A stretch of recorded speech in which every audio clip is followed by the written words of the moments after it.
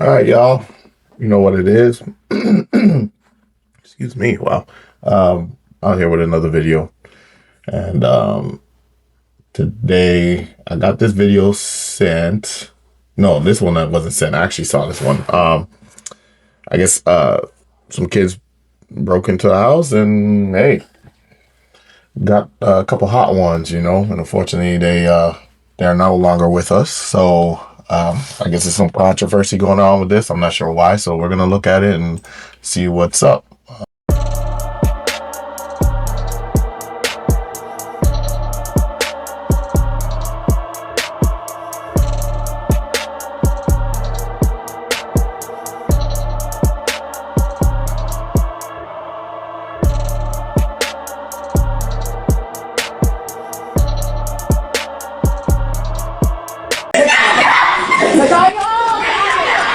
A homeowner shot and killed 3 teenage burglars who broke into the house. Now the parents of the victims are bringing charges against the homeowner, demanding that he be arrested. According to the police investigation, the 3 individuals were 16-year-old Isaiah Reed, 15-year-old Jaime Hernandez, and their 16-year-old accomplice. At the time of the incident, the 3 were wearing masks and carrying guns.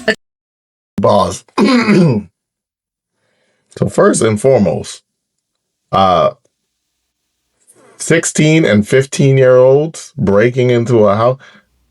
I would never contemplate. See, let me break this down. Let me break this down real quick. This is the problem when you take the fear of God out of people and you take the fear of the parent from these kids. Then these kids don't understand and they don't have that remorse or that like I said, the fear, basically, right? You don't have that fear to say, hey, if I do this, because when we were growing up, we weren't necessarily worried about the cops, right? We were worried about our parents, right? I was like, I'm worried about if my dad catches me, right? Because it's gonna be worse if my dad catches me, or my mom catches me, than the cops. Now these parents, these kids don't have the fear that they should with the parents. And then on top of that, they don't have no godly fear in them. So they don't have no sense of like repercussions for this right and wrong. Like, and then to be 15 and 16, like 15, you're just starting high school, I believe, or were you ninth grade? I don't know what the age that is, but I mean, to be that young and breaking in, and I mind you can't even say anything about race with this one, right? Because one of them looked like they were white. So, I mean, to throw some bricks through a window and, they had some mass, obviously they had the full intent of doing what they were doing, right? So let's continue. Attempting to forcibly break into a homeowner's house at 4 a.m. in the dead of night. Although a sign at the homeowner's doorstep stated, "Violators may be shot," the homeowner quickly took countermeasures to protect himself. All 3 were hit. One of them died on the spot, and the other 2 died in the hospital due to severe injuries. After the incident, the parents of the 3 teenagers demanded that the homeowner be sued, claiming that he had taken the lives of their sons. They believed that the homeowner's retaliatory actions were inappropriate and requested the judge to arrest him. However, several witnesses confirmed that it was the suspect who fired the first shot at the homeowner, and the homeowner responded in self-defense. Okay. So this is important for all you people who are going to be homeowners too, and any of you guys who are thinking about having families or have families. Be aware of where your state or what state you reside in, right? Because check this out, right? So they're saying a couple things off of this last segment, right? Number one, the parents who I believe, obviously they're objective, they're very emotional, they just lost their child, right? Regardless of the actions, right? They lost their kid. So I don't expect anybody to logically think, right? But they're saying that the homeowner, the actions that he or she took, I don't know if it's he or she, I'm guessing it's a he, were too much, right? And here's the thing. You have 3 individuals. Let's assume that it's just one homeowner, right? There was no family in there. It's just one. So right there off rip, it's 3 versus 1. Now you also are behind the 8 ball because you aren't expecting people to just break in your house at 4 o'clock in the morning. Most likely this gentleman was sleeping, or lady, whoever, was sleeping. So now you get woken up in the middle of the night. You don't know who's in there, the house. Maybe you hear three distinct voices you can figure out, or maybe you hear just multiple, there's multiple people you don't know. Obviously, to say that this individual who, the property owner, didn't do their actions how they should or should have. I mean, I don't know where the logic or thought process will come through. Like, what is this individual supposed to do? Ask for them to leave? Now, I understand in certain states, this is why I'm circling back to what I'm saying. In certain states, I believe California, this homeowner may or may not be in trouble. See what I'm trying to say? So this is where it's important for you guys who are looking for properties and homes, and especially if you have family and kids, whatever, you want to be aware of where you're living at, your gun laws, your and things of that nature, because things like this do happen, and you must be prepped, right? You must be aware, and you must have a plan, right? Also, again, I do real estate. The layout of the home is very important, not only just for entertainment wise and etc., but you want it security wise. Do you have a 1 story versus a 2 story? Where are the windows located? How is the property sited? Like, if you do have firearms, do you have neighbors all around you? Do you have no backyard neighbors? You see, so all of these factors come into play because things like this may or may not happen, and you must have a plan. You must be aware. Tactically, you must.